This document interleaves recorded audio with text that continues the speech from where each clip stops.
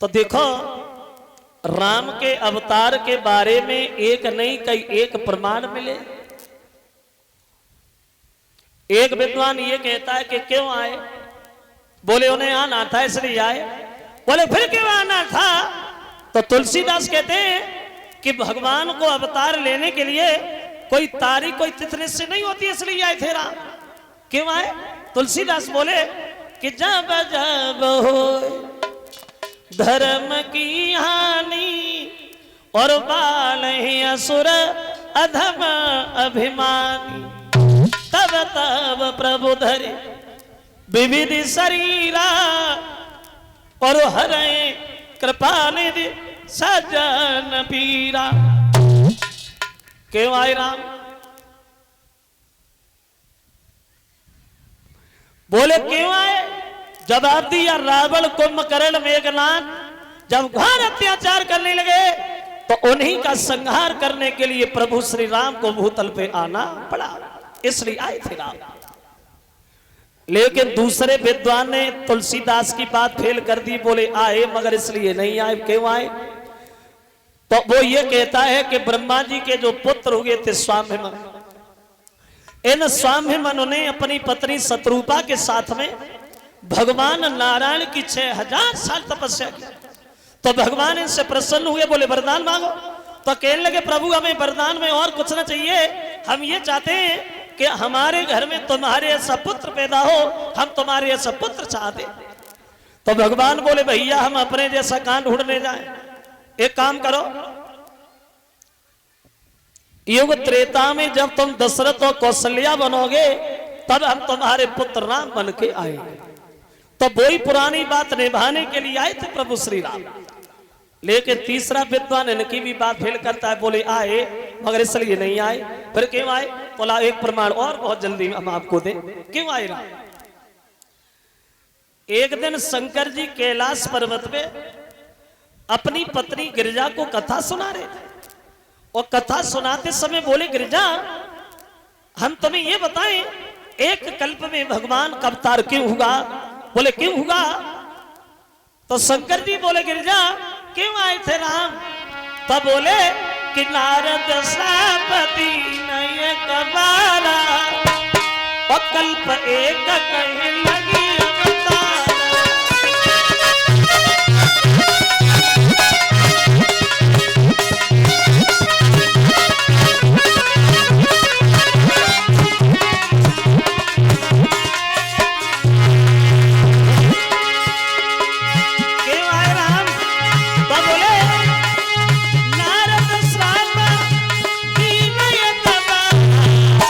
कल्प एक कहीं लगी अवतारा, कल्प एक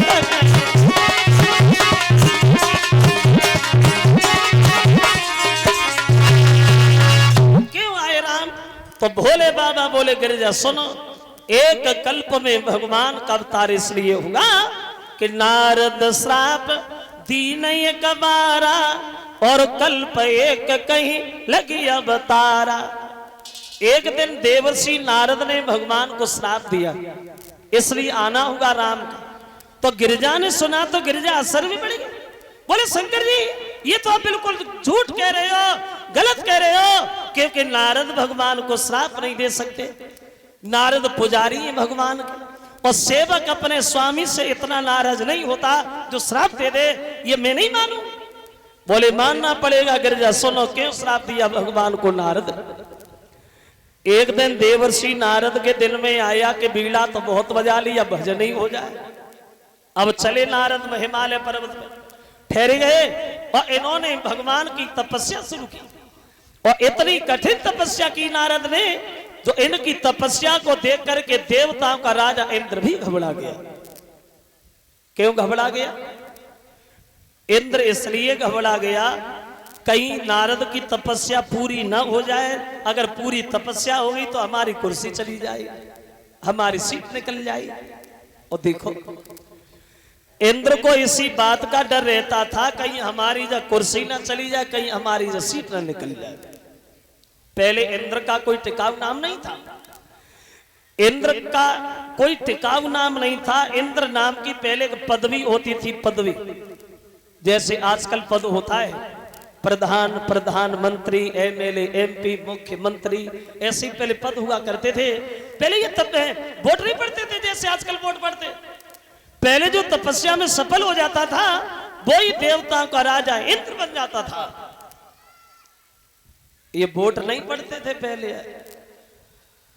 और जब कुर्सी की याद से खींचा तानी ना रही है, बहुत दिन पहले से रही। जब कुर्सी जितनी बैठे हुए में ना टूट रही होती, जब खींचा ताने में टूट रही। वो अपनी तरफ खींच रहा, वो अपनी तरफ खींच रहा, कैसे निकले सीट निकले। वैसे देखा होगा आप लोगों ने, हम तो देखते रहते और ऐसे लोग आते रहते हमारे पास, मिलते रहते। कभी आपने अंदाज किया हो वैसे चाहे गांव में कब घूमन को ना आए, जब वोट पड़े को न मरवाए, फिर देखो गली गली छान मार। लेतन की मीठी बात और जे वोट मांगे जोरे हाथ, और पीछे से जे मारे लात, कैसी राजनीति है। जे दबे को दबात जात और उठे को उठात जात, और भूल गए अब तात मात, कैसी ये कुरीति है। और कहते हैं हजार बात और पूरी हो न एक बात, और भाषण में न खावे मात, कैसी ये अनरीति है। वैसे सुने होंगे भाषण आप लोगों ने आज के राजाओं, और आज के राजाओं ने सबने एक ही बात सीख ली है, कोई भी सही हो, किसी भी पार्टी का सही, माइक पे खड़े हो गए और अपने मुंह से अपनी बड़ाई करना, उसके अलावा कोई कुछ जानता ही नहीं। अब भाषण देना शुरू हो गए, माइक पे खड़ी हो गए। हमारे इस दरबार में बैठे हुए सभी किसान व सभी मजदूर भाई, आज हम आप लोगों को देख करके आपका हार्दिक बंधन अभिनंदन कर रहे हैं। अब जे ये शब्द सबके, अब भाषण हो गए शुरू। देखिए हमसे पहले आए, आके चले गए, क्या किया? कुछ नहीं किया, लेकिन जो हमने किया उसे बच्चा बच्चा जानता है। हमने देखा तुम्हारे गांव में पानी की ज्यादा परेशानी, पिछली साल 8-10 नल लगवाए, किसने लगवाए? हमने। पुलिस की भर्ती हुई, तुम्हारे क्षेत्र के 5-6 निकलवाए, कैसे निकलवाए? हमने देखा हमारे किसान भाइयों का आने जाने में ज्यादा परेशानी तकलीफ है। पूरे उत्तर प्रदेश में सड़कों का जाल बिछवा दिया, कैसे बिछवाया? हमने। अब की बार अगर तुमने हमें भारी बहुमत से विजयी बनाया, अब की बार अगर तुमने हमें जिताया, तो पूरे उत्तर प्रदेश में गरीबी को नहीं छोड़ेंगे। नहीं, गरीबी से ज्यादा दुश्मनी नेताजी गरीबी को नहीं छोड़ेंगे। खुद हट गए गरीबी को हटाते हटाते, लेकिन जब गरीबी कभी नहीं हटी। पता है हमारे देश में भी कितनी गरीबी? आज के आंकड़ों में अपने देश की जनसंख्या है 1 अरब 33 करोड़ के लगभग। 1 अरब 33 करोड़ की जनसंख्या और 52 अरब रुपया कर्जा लगाओ अंदाज, यानी 1.25 अरब की जनसंख्या है और 52 अरब रुपया कर्जा है। जो बच्चा भी पैदा नहीं हुआ, जो बच्चा भी अपनी मां के पेट में पल्ला है, वो भी बच्चा 6,660 रुपए का कर्जेदार है। इतना गरीब है अपना हिंदुस्तान, इतना निर्धन है अपना देश। ये पैसा कहाँ गया? अरे गया कहाँ? जिसे जहां मिला उसी ने पकड़ लिया, अपनी जेब में घुसे लिया। हमें तुमसे मतलब नहीं, हमें खुद से मतलब है। एक ही हमारे मामा जी गाते थे और कहते थे कि मेरी पूजा के लड़ुआ कहाँ गए? तो बोले कि मेरी पूजा के लड़ुआ गणेश खा गए जी, मेरी पूजा के लड़ुआ।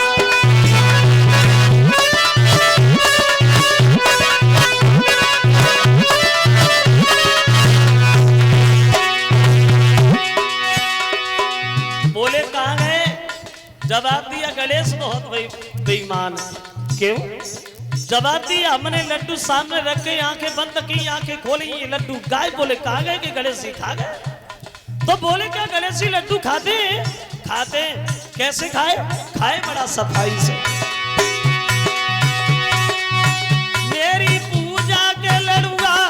कलेश खा गए। कैसे? जैसे भारत के नेता पूरा देश खा गए।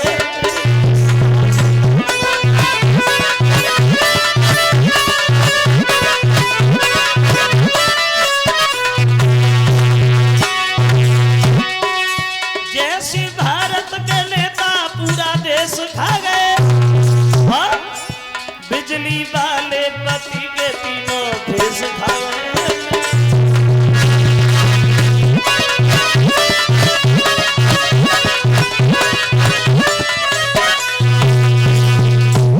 जिससे जहां मिला उसने खुद से मतलब रखा, दुनियादारी से कोई मतलब नहीं।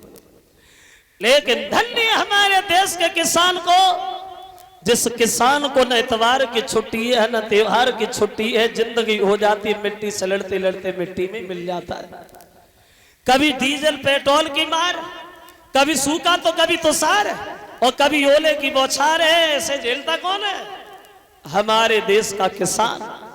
इन लोगों ने कभी किसान की तकदीर की तरफ मुड़ के ही नहीं देखा कि किसान जिंदा कैसे है।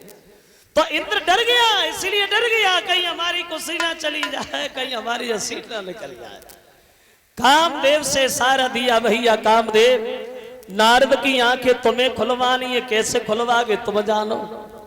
अब चल दिया कामदेव, जहां नारद वर्षों से तपस्या में लीन है हिमालय पर्वत पे। कामदेव जब अपनी माया दिखाता है भगवान